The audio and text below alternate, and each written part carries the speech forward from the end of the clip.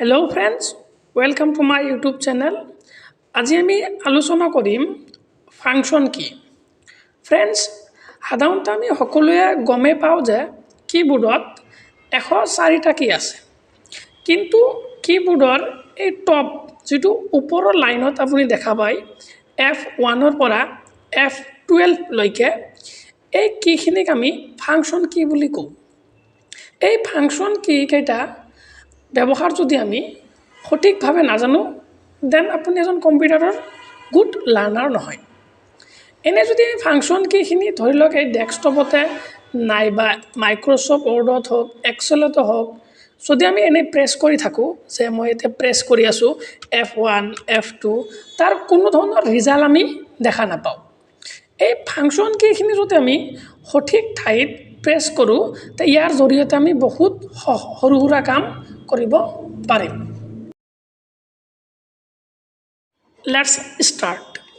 এতিয়া আমি যেটো প্ৰথম ফাংচন কি দেখা পাওঁ এটো হল F1.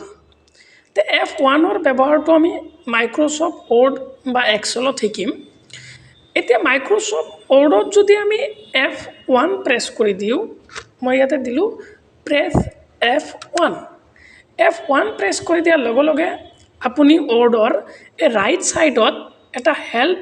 মেনু খুলি যায়। এই হেল্প মেনুৰ জৰিয়তে আমি কি কৰিব পাৰো আমাৰ কোনটো পেজত যাব লাগে বা আমাৰ টেক্সট কেনেকৈ এড কৰিব লাগে মেইল মাৰ্জ এইখিনি বিষয়ে আমি ইয়াৰ পৰা হেল্প ল'ব পাৰি। তে মাইক্ৰসফট ৱৰ্ডত অকল F1 টো ব্যৱহাৰ যে হয় এনে কথা নহয় আমি ইয়াৰ ব্যৱহাৰটো এক্সেলতো কৰিব পাৰি। আপুনি যদি F1 ৰ এটা কম্বিনেশন ব্যৱহাৰ চাই মানে মাইক্ৰসফট ৱৰ্ডত আমি কন্ট্ৰোল F1 যদি প্ৰেছ কৰো আপুনি দেখা পাব মোৰ যেটো ৰিবন আছে এই ৰিবনটো হাইড হৈ যাব।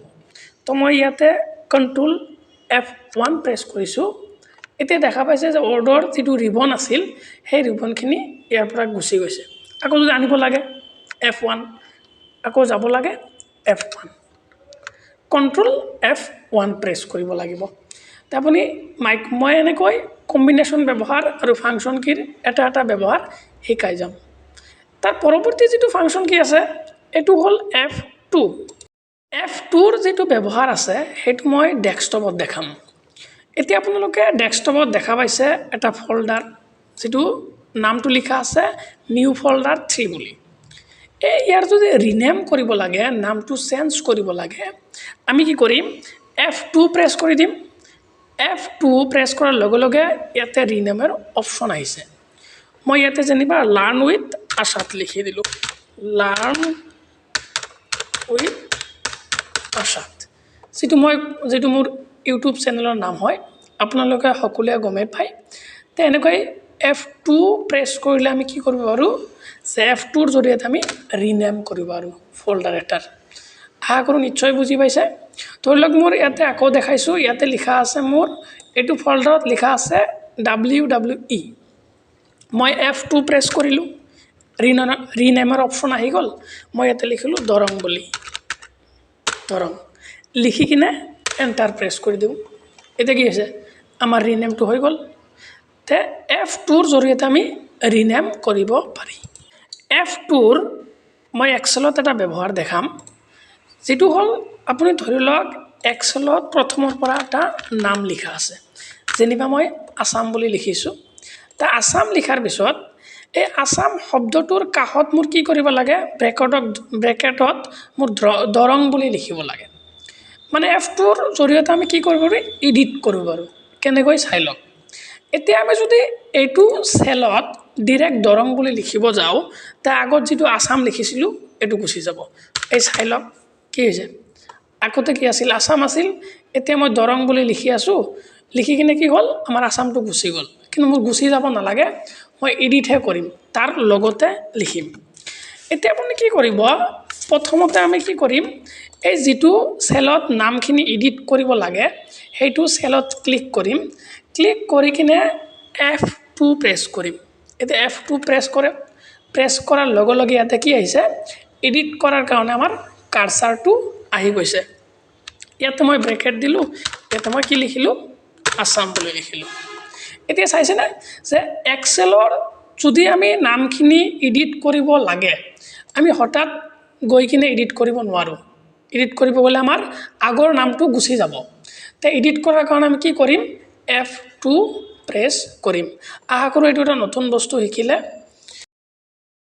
এতিয়া যদি মই F2ৰ এটা কম্বিনেশ্যন ব্যৱহাৰ চাওঁ তেনেহ'লে কি হ'ব তাৰ কাৰণে আমি মাইক্ৰ'ছফ্ট ৱৰ্ডত যাম ৱৰ্ডত গৈ কিনে যদি মই কণ্ট্ৰল F2 প্ৰেছ কৰোঁ তে কণ্ট্ৰল F2ৰ জৰিয়তে আমি কি কৰিব পাৰোঁ প্ৰিণ্ট প্ৰিভিউ অপশ্যনটো আহি যায় আমাৰ প্ৰিণ্ট প্ৰিভিউ সকলোৱে আমি আগতে কি ইউজ কৰিছিলোঁ কণ্ট্ৰল P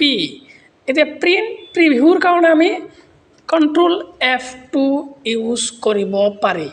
প্ৰিণ্ট প্ৰিভিউ নিশ্চয় বুজি পাইছে এইটো এটা নতুন বস্তু শিকিলে এনেকৈ মই দীঘলীয়া ভিডিঅ' হ'লে মই ফাংচন কিখিনি দুটা পাৰ্ট কৰি এৰিম ছয়টাকৈ এৰি দিম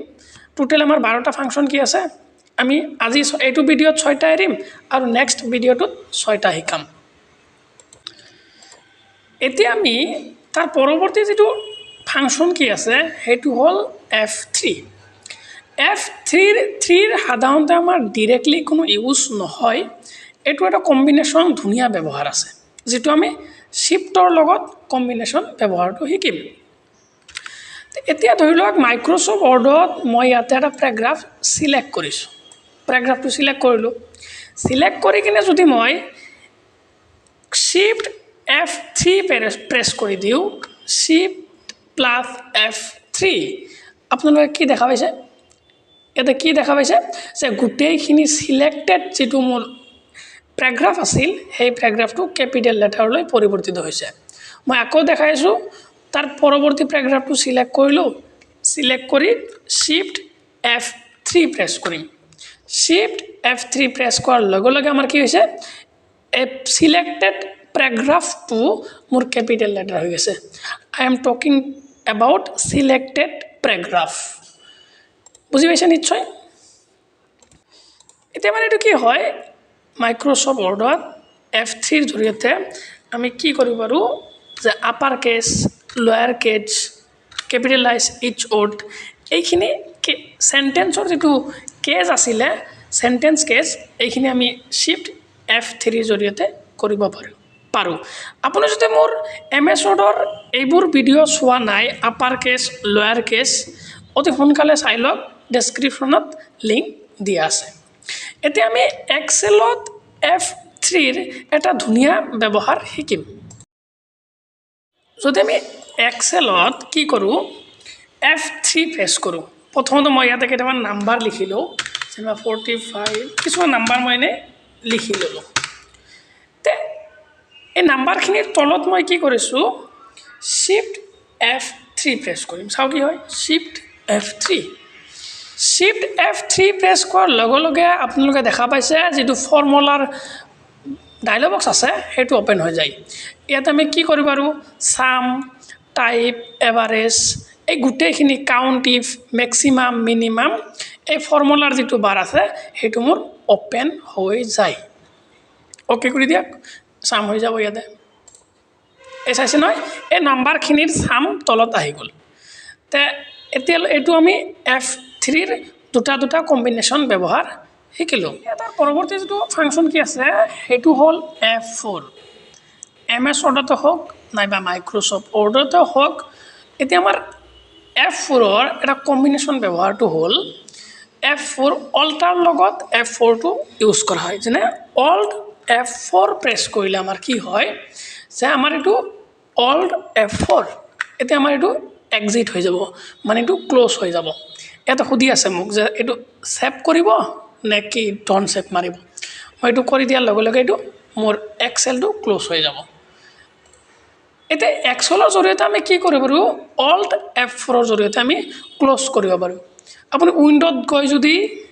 অল্ট F4 প্ৰেছ কৰে ধৰিলক মই উইন্ডোত আহি গলো এতিয়া অল্ট F4 প্ৰেছ কৰিছো এতিয়া মোক ইয়াতে খুদি আছে তই কম্পিউটাৰটো শাট ডাউন কৰিবি নেকি মানে অল্ট F4 ৰ জৰিয়তে আমি ক্লোজ কৰিব পাৰি এতিয়া আমি যদি শিফট F4 চাও তেনেহলে আমাৰ কি হ'ব যদি আমি শিফট F4 প্ৰেছ কৰো এটা দেখা পাইছেনে আপুনি এইটো মোৰ যেটো সিলেক্ট আছিল এইটো ফাৰ্ষ্টত গুচি যায় মই ইয়াতে কৰি থৈছো শিফট F4 প্ৰেছ কৰক মোৰ এইটো ক'ত আহি গৈছে প্ৰথমত আহি গৈছে অৰ্থাৎ কি হয় মোৰ যেটো কাৰ্সাৰ আছে এইটো শিফট F4 ৰ জৰিয়তে বিগিনিংত গুচি যায় বিগিনিং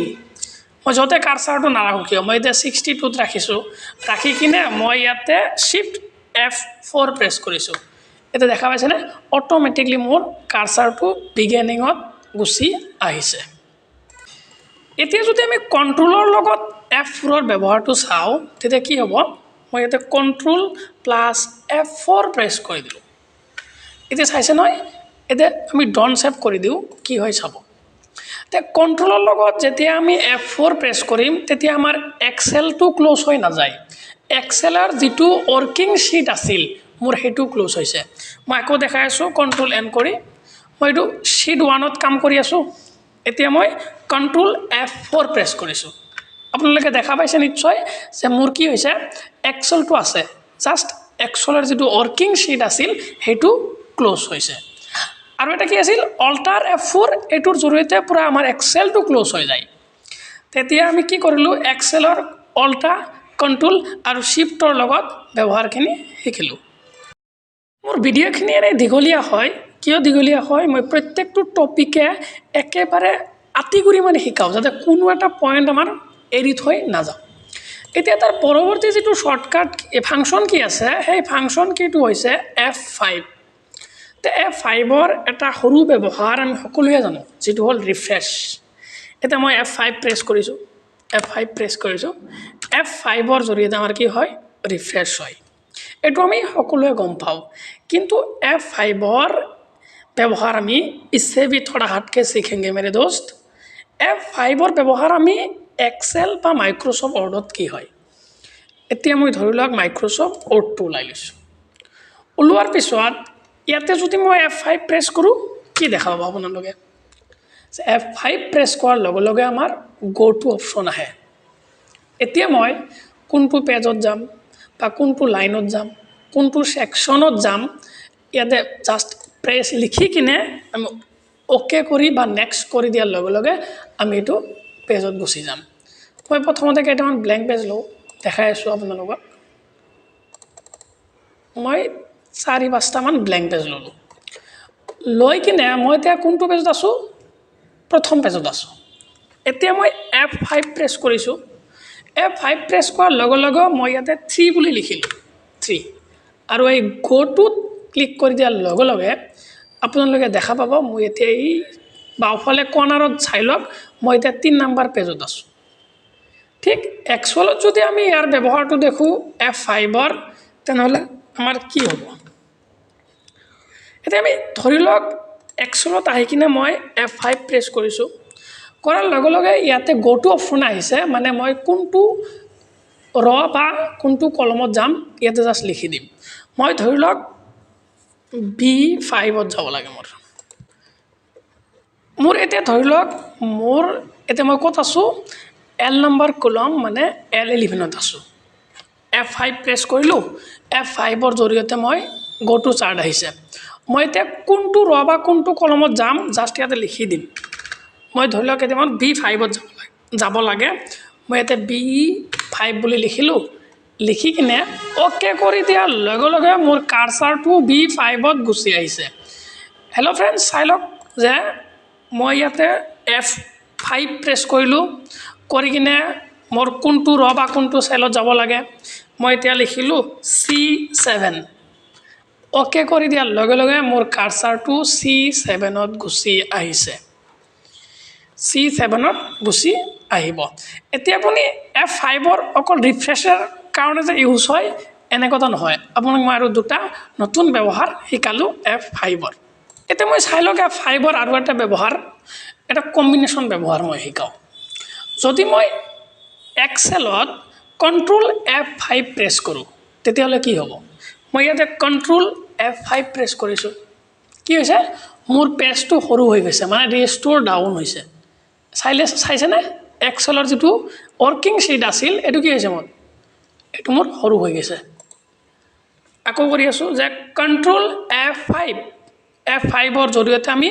এক্সেলৰ যিটো ৱৰ্কিং শ্বীট আছে এইটো সৰু কৰিব পাৰি অৰ্থাৎ ৰিষ্ট'ৰ কৰিব পাৰি